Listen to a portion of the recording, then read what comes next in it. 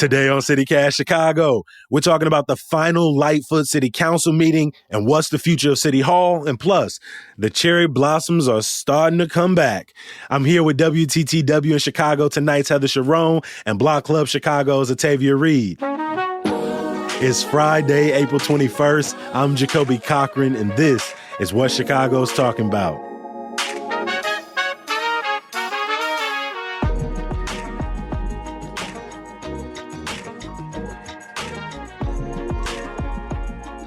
Good morning, Heather. Good morning, Atavia. How y'all feeling today?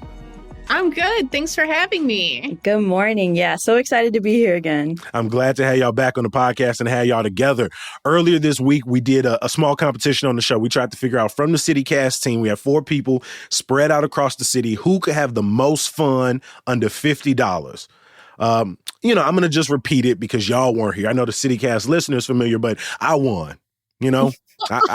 I won. That's how it went down. But I have to ask y'all, if y'all are thinking about not breaking the bank, low-cost day in the city of Chicago, what's one thing that you're definitely doing on that day? Heather, I'm going to start with you. So I'd probably go to the Roby House in Wicker Park and just post up on the rooftop deck there because, get something to drink, get something to eat. And if on a warm, clear day, you can see for literally miles and miles, and you feel like you're in the center of the city. So that's something I like to do when I've got literally nothing on my plate, which, happens exactly never. But that's my go-to. I hear you. Atavia, if you're thinking about that best bang for your buck day, what's a place that you're definitely hitting, especially when the sun is just right and the breeze feels so perfect? Yeah, so I've always loved going for long walks. So I think I'll start my day at the Freeze and I'll get, either a scoop or a hot dog, depending on how hungry I am. And then I'll take that hike all the way to Humboldt Park and lay out with a blanket and just chill in the sun, get, all the rays that I most definitely need after these cloudy days in Chicago. All right, we got that pump fake of good weather over the last couple of weeks, and then it sort of reminded us, what is this? This is second winter or fake spring, whatever the chart says. But we are here, we are surviving, and eventually we'll be at the Roby, we'll be out on the blanket in Humboldt Park, enjoying a beautiful day in Chicago. Every single week on CityCast Chicago, we like to break down some key stories. But the good thing about our show and what I love is I reach out to some friends across the city and I ask, what were the things y'all were watching? What are the things y'all paying attention to? And Heather, anytime I need some context about this city, you are one of the first people I think about, one of the first people I go to. And right now, we just experienced the very last city council meeting under Mayor Lori Lightfoot and the current city council as we know it. And things are going to look different the next time they come together. Can you break down that for our listeners? Things are going to be very different in Chicago politics going forward. Yesterday, it's hard to overstate sort of just what the end of an era it was. So after the pandemic, after the uprisings, after the surge in crime, there were a dozen alder people who decided, look, I'm done. I am not running for re-election. So you have people like Alderman Ed Burke, who cast his last votes as a city council member after 54 years. This man was elected to the city council 4 months before the moon landing. The moon landing. Hey, I watched For All Mankind, so I know that's significant. That's a significant moment. It is. So, he led the fight against Harold Washington during the council wars. He ruled over the city in the second Daley administration, really with an iron fist. And he sort of was the most powerful politician in Chicago until he was arrested and charged with attempted extortion in 2019. And had that not happened, Lori Lightfoot would not have been elected mayor. She rode that surge of anger and consternation about city corruption to the mayor's office on the 5th floor of City Hall. And now she will leave alongside Ed Burke, which is just one of those twists of Chicago politics fate that just makes this just the best beat in all of Chicago. I'm sorry, I win. This is the best. And So yesterday, Ed Burke said goodbye to the city council. He gave one of his really patented speeches about the valor of Chicago's law enforcement and sort of the history of Chicago, while at the same time, Lori Lightfoot did not say anything. She did not deliver an address to the city council, sort of saying goodbye or thanking them for their service, which is really a break from tradition because she will leave office in less than a month now, like 25 days. And she has not held a press conference since before she finished third in the mayoral election. So she has essentially, some of my colleagues are calling it a soft boycott of the local media. I don't know if that's accurate, but she has clearly declined to take any sort of steps to help shape what her legacy as Chicago mayor will be. And it's a really interesting choice because she has a story to tell. She was the first Black woman to serve as Chicago mayor. She's the first gay person to serve openly as Chicago mayor. And I think that sort of what now I'll be sort of looking for to cover in these, like in this weird limbo period, is not only how Mayor-elect Brandon Johnson stands up his administration, but also sort of starting to grapple with what Lightfoot's legacy in Chicago as mayor for just 4 years it really is. Yeah, there were a lot of handshakes, a lot of applause breaks during city council as everyone from Mayor Lightfoot to Ed Burke received kind words. But again, as you said, individuals are leaving under sort of different pretenses. Ed Burke going out on the heels of an upcoming corruption trial. People are looking closer at his role as one of the leaders in that, let's call a spade, that sort of racist boycott of Harold Washington 40 years ago. And now Mayor Lightfoot, as you said, is sort of going out in a very quiet, very silent way. But what is making noise right now is this loss of over, as you wrote to me, 225 years of experience in city council is making way for a younger, more experienced, a different group. What do you expect from the incoming city council on the heels of them making moves to be more independent than ever? So I think the jury is certainly still out on whether the city council will be more independent, because we have never really seen a city council in Chicago that operates as an independent legislative body. So there are certainly members who want that to be sort of the legacy of this new city council. I'm not convinced that that will actually happen, though, because there's a lot of institutional sort of memory on the city council of doing what the mayor wants to do. And it's going to be a delicate sort of balance between sort of creating what a new city council will be and letting Brandon Johnson go forward with the platform that he was elected on. So I don't know how that's all going to shake out, but he is going to have to figure out a way to work with a city council that is largely younger, significantly more Latina, and significantly in some very key areas, far more progressive than any city council we have seen. At the same time, you're going to have conservative alder people, many of whom got tens of thousands of dollars from the Fraternal Order of Police, who will really see themselves as sort of a check on Brandon Johnson. Yeah. Tavia, I want to bring you in here. You cover parts of Inglewood, Chatham, Auburn, Gresham here on the South Side.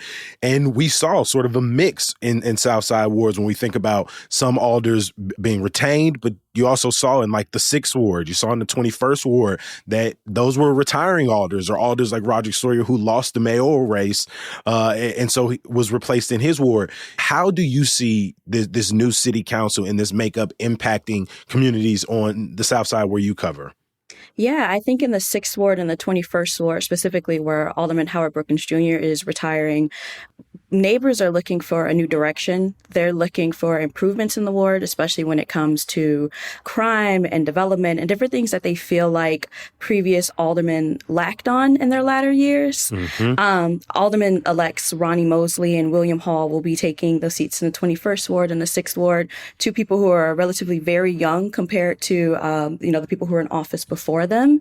It was interesting to see how many people put in their bid to, serve the 6th ward ward or the Yeah. 21st ward. There were a lot of people who came out from many professions. But I think what was clear is that people are looking for community activists, locals who aren't afraid to speak, who aren't afraid to be at the forefront when things need to be changed or things need to be done. So it'll be interesting to see what happens in Inglewood, Chatham, Auburn, Gresham in the days ahead. Speaking of changes, I want to stay with you, Atavia. Last week, on our Friday show, we talked with Tiffany and Morgan, co-founders of the Tribe, about 4 Walmarts closing around the city, one in Bronzeville, Little Village, Lakeview, and the largest being in Chatham, the one on 83rd Street, which was a Walmart supercenter. It also had a Walmart training facility. You know, many people used it as their go-to pharmacy, and even people had healthcare appointments there. You've been sort of following the aftermath of this over this week as the Walmart closed Sunday. Can you shed some light on this abrupt change to the community? Yeah, I think people are still shocked that the store closed so suddenly. I mean, they were given a 5-day notice that this was going to happen. And Walmart joins a chain of stores that have closed recently on the South Side. I mean, you have Aldi that left abruptly in Auburn Gresham. You have Whole Foods that announced they were closing pretty suddenly in Inglewood. And I think that even as people point to other stores that are nearby, it's kind of like, why are we losing these investments so suddenly? And who is advocating for us to make sure that this doesn't happen anymore? I think people right now are trying to see what their newly elected officials will do for them to make sure that this doesn't happen in the community anymore, or at least new stores are brought in that advocate for the community and work for and with the community. I think they're also asking for corporations to be held responsible for when they make these sudden decisions. I mean, they made this announcement, they stayed pretty silent, and then, now that they're just gone. So I think people want to know, why isn't anyone being held responsible when things like this happen? And for now, all they can do is support local businesses that are in the community. You have the Go Green on Racine Market in Inglewood that is working on supporting people there. But yeah, I think the general feeling is how, why, and what needs to happen next.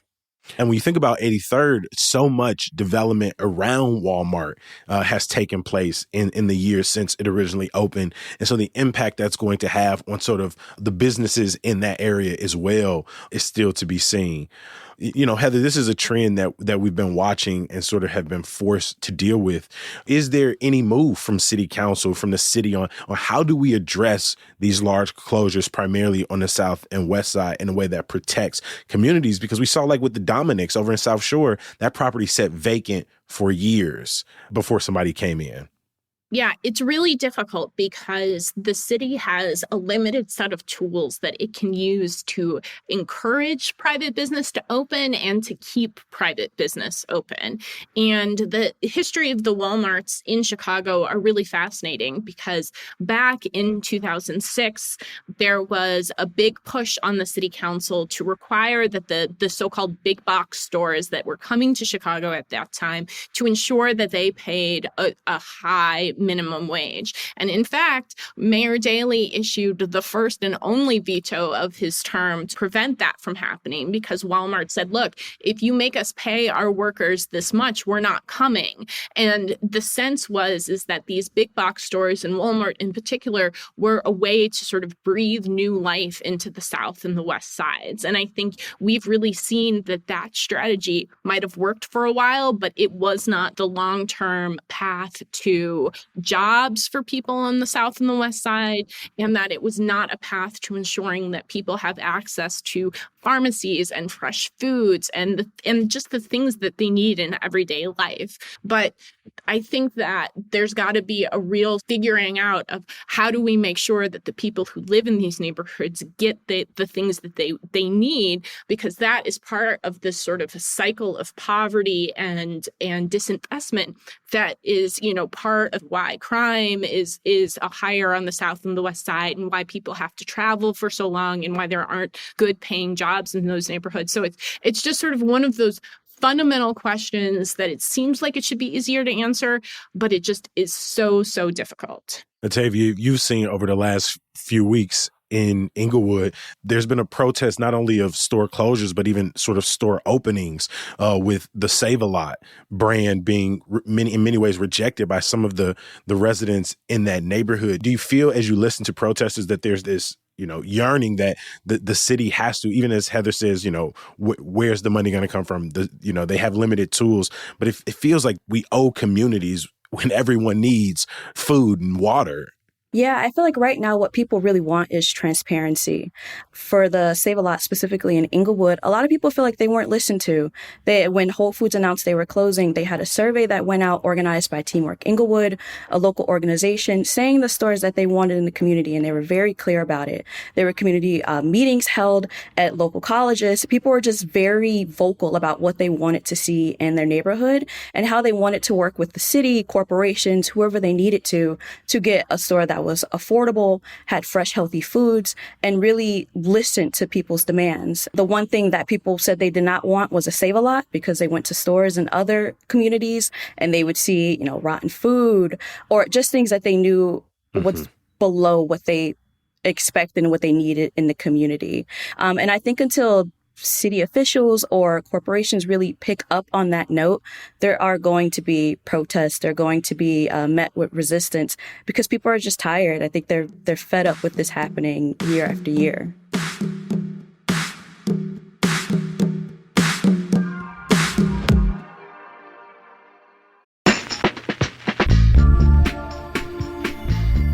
One thing about Chicago is we know and love celebrating dope art, whether it's huge museums, smaller galleries, or weekend festivals. I personally can't get enough. So I'm excited for the return of the Other Art Fair at Artifact Events in Ravenswood, April 27th through April 30th. That last day is my birthday, so if you're looking for a quick gift for your favorite podcast host, here you go. Seriously, it's going to be packed with original yet affordable works from over 100 creators, mixed with immersive installations, DJ sets, muralists, food trucks, drinks. You can explore new art and meet the artists. Forget them typical white-walled experiences you're used to. Here, the art is for everybody. General admission tickets start at $10. Get yours today by visiting toaf.com/citycast. You'll get more information, and if you use the code CityCast10, you'll get 10% off your tickets. That's toaf.com/citycast.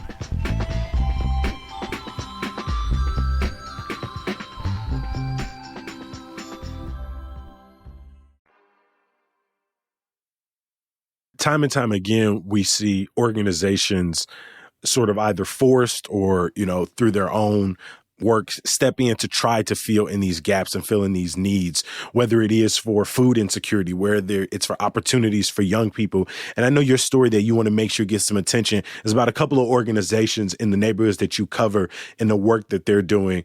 So who are those organizations? Yeah, so there's two. There's My Block, My Hood, My City, and there's Dion's Chicago Dream. So starting with My Block, My Hood, My City, when Walmart closed on Sunday, they were there delivering food to people, making sure that neighbors had enough food to eat. And they also have been clear that they want to eventually transform that store into a community center. But in addition to that, they also plan to host a downtown day in July where they're aiming to bring 1,000 youth, ages 13 to 22 downtown. They plan on giving them funds so that they can explore the area. And I think that's really important right now, especially given the news this past weekend. I think it's important to expose youth, like they say, who live, blocks a few miles away from downtown, the opportunity to see the city as a whole and to not be closed off from their city in general. And then with Dion's Chicago Dream, they're also, Dion Dawson is making sure that neighbors are getting fed with his fundraiser to raise $1 million to feed families. And this is across the city.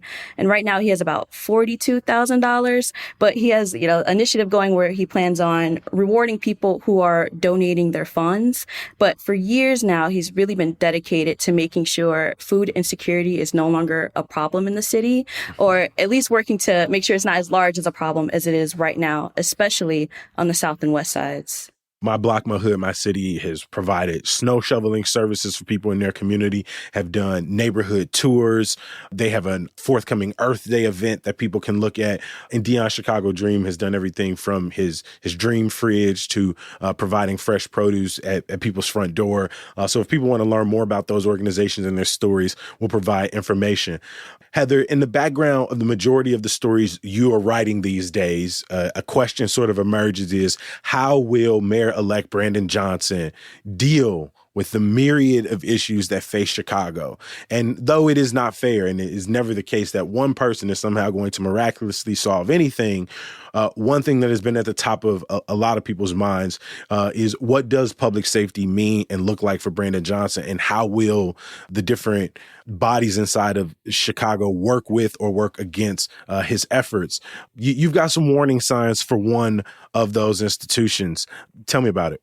Well, so in the last weeks of the campaign, Fraternal Order of Police President John Catanzara told the New York Times that if Brandon Johnson was elected, that the streets of Chicago would run with blood, and that Isn't that something like the Joker would say? Yes. Like, I don't know. People can't see me over here just like dancing like somewhere between like Joaquin Phoenix and Jack Nicholson. But it's just like, what? He is such a goofy. Just like, they will run with blood in the streets. It's like, okay, Riddler, calm down. Didn't you like have to quit before you got fired? Like, relax. And, somewhere between 800 and 1,000 police officers would resign rather than serve under Johnson. And so I've been watching sort of the headcount of the police department very closely. There's been no mass exodus. I think most people do not think there will be a mass exodus.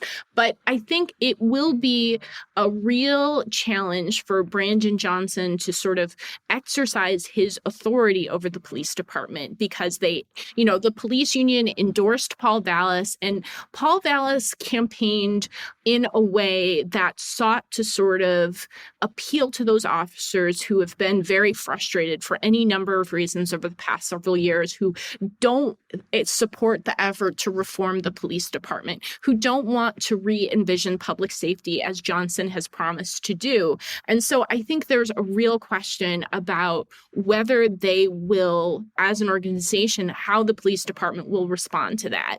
And there were a couple of things that sort of caught my eye: the unrest and the mayhem that happened in downtown Chicago. And, the Block Club has really talked about sort of how that happens.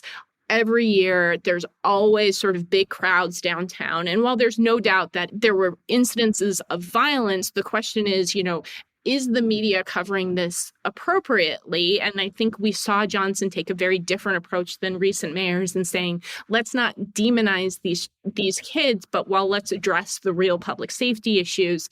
And I think that there's been a lot of coverage in the last couple of days of a couple who was attacked downtown, who then went to file a police report and were told by the desk sergeant that this all happened because Brandon Johnson was elected.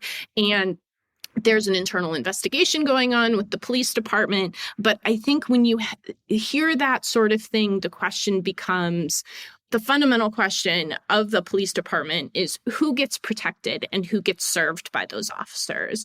And I think that when you have sort of a desk sergeant allegedly saying that to somebody who's just been the victim of a crime, I think that is problematic. And it made me think back to after what happened in Ferguson, we had former Mayor Rahm Emanuel say that officers went fetal because they were concerned that they would be accused of wrongdoing while they were doing their jobs, and that led to a stark drop in arrests and an increase of crime. And I think it raises the question: the police officers, by and large, did not succeed in electing their chosen candidate. Do they now see as an organization that it helps their sort of political sort of push for Johnson to fail? And I think that has a lot of questions about sort of how Chicago government works, whether it works at all, and who it works for. So that's something I don't think got a lot of attention this week, but I think it will be something that at least I will try to be keeping my eye on. This is a very difficult issue to cover, to think about, and it's really nuanced. Yeah. The one thing I do appreciate from the mayor-elect was sort of not immediately going to, as we talked about, admonish a large group of young people, most of whom were just chilling, most of whom were just trying to go downtown, because we talked about plenty of times this week, the things that are available to young people. But I also want to get in that conversation and remind people, if we're not actually listening to young people, if we're not actually making an effort to hear their story, hear their voices, bring them into the conversation, bring them to the table, and treat them with some autonomy, I do think we're going to sort of end up in this sort of cyclical conversation. Whereas when you have a couple of incidents, we find ourselves sort of just, kind of categorically shunning young people from this conversation. And, the coverage we saw over the weekend, I think lacked a lot of nuance, but most obviously lack the voice of the young folks in this city. So we will continue to see how Brandon Johnson reacts to, coming into being mayor during a very hot summer. And when it get hot outside, it get hot outside. So we'll see how things move.